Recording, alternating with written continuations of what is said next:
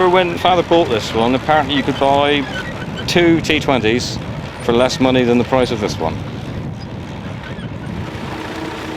When we owned this tractor, no matter how cold it would be very rare for the fan to turn over more than twice before that tractor started. It was an instant starter every single time, no matter what the weather was.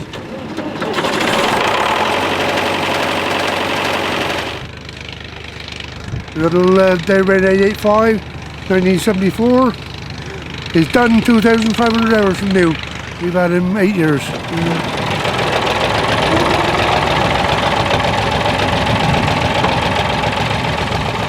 Doesn't get a lot of time to be cleaned. It's always doing something. A reliable tractor.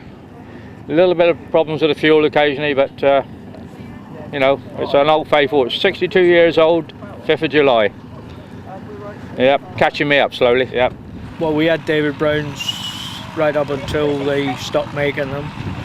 And I've still got an old 995 on there, which with the loader on I still use.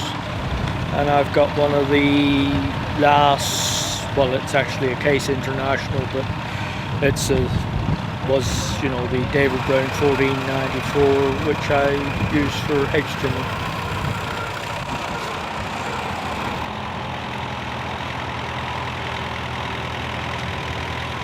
I always say that good ploughing should look like a pair of corduroy trousers, and I must say that these ploughs are producing some remarkably consistent work.